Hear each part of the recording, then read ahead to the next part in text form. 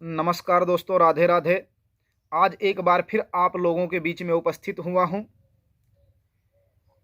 तो मित्रों, जिस तरह से आज तक मैंने आप लोगों को ज्योतिष से संबंधित वीडियो आपके बीच में लाता रहा हूं, उसी तरह से आज एक बहुत ही महत्वपूर्ण विषय है जो अक्सर जीवन में सबसे ज़्यादा सुना जाने वाला है, जो हमारी कुंडली में होता है।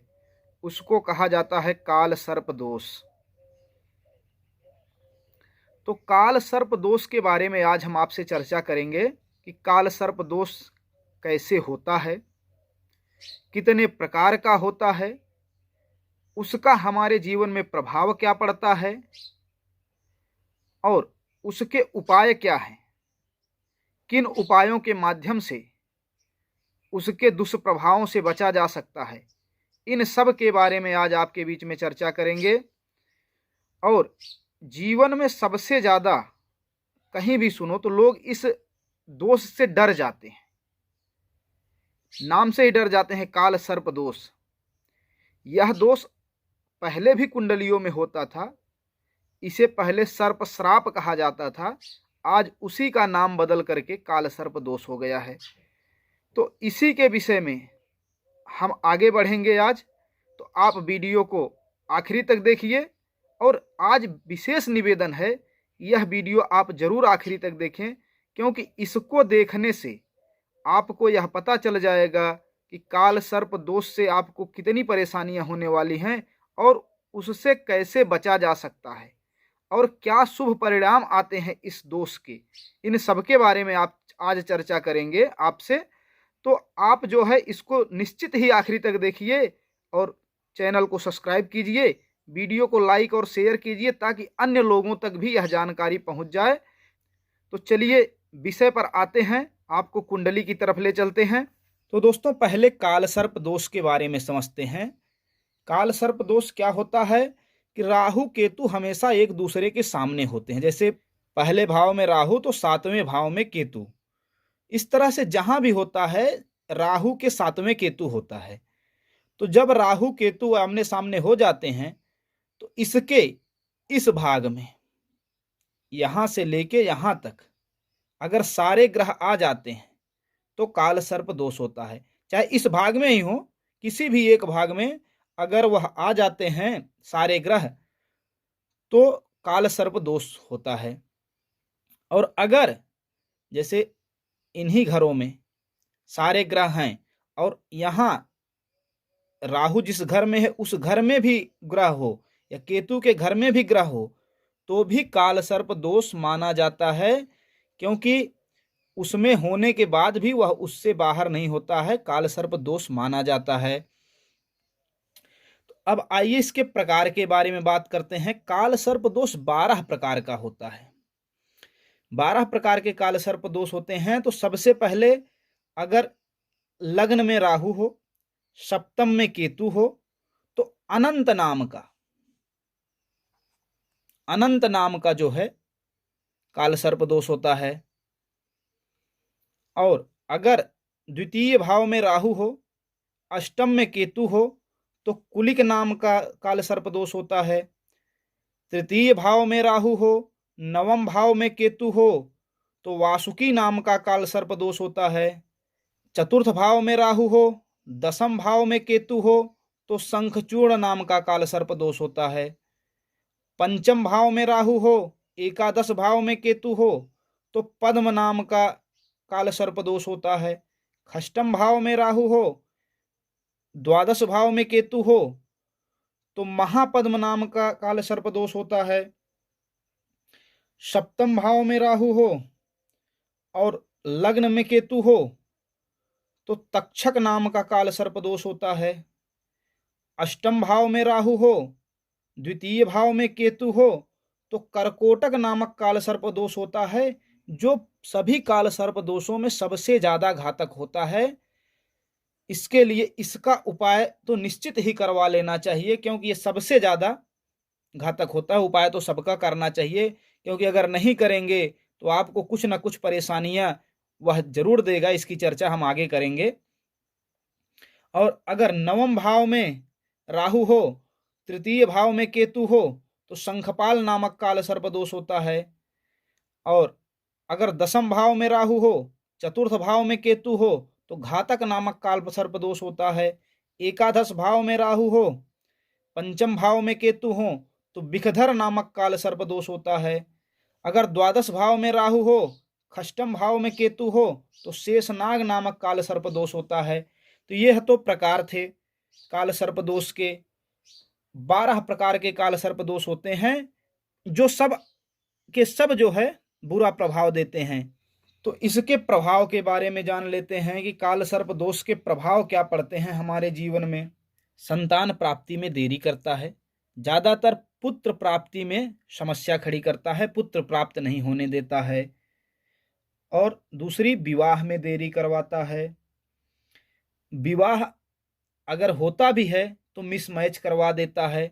आपके हिसाब से, लड़के के हिसाब से लड़की नहीं मिल पाती है और लड़की के हिसाब से लड़का नहीं मिल पाता है, मतलब गलत तालमेल के हिसाब से विवाह करवा देता है, जो आगे चल के परेशानियां देता रहता है।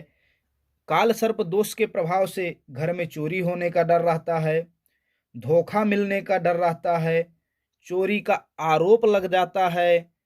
और ऐसे लोग भावनात्मक होते हैं, भावना में बह करके वो बहुत जल्दी किसी पर विश्वास कर लेते हैं, लेकिन जिस पर विश्वास करते हैं वो इनके साथ घात करता है। अक्सर इनको विश्वास में धोखा ही मिलता है। और अगर आपकी कुंडली में सफलता के योग हैं, मतलब काल सर्प दोष के बावजूद भी अगर आपकी कुंडली में सफलता के योग हैं, तो आपको बहुत अच्छी ऊंचाई पर ले जाता है। लेकिन एक समय ऐसा आता है कि आपको वहां ऊंचाई से ला करके जमीन पर गिरा देता है और आपको जो है परेशानियों में डाल देता है। आपका व्यापार हो, व्यवसाय हो, कुछ भी हो, सब कुछ अचानक ध्वस्त कर देता है। बुढ़ापे में आदमी दुखी हो जाता है, एकाकीपन आ जाता है, घर में सब लोग होते हैं तो भी उसके पास नहीं आते हैं, या फिर उसका खुद किसी से बहुत ज़्यादा तालमेल करने का मन नहीं करता, एकाकी जीवन हो जाता है। बुरे स्वप्न आते हैं, जैसे स्वप्न में उड़ना, सर्प का दिखना, नदी में गिरना, मलमूत्र दिखना, ये सब दिखने लगता है। पैतृक संपत्ति मिलने में समस्याएं खड़ी करते हैं, जो आपकी पैतृक संपत्ति है उसको मिलने में देरी करवाते हैं, उसमें परेशानियां डाल देते हैं।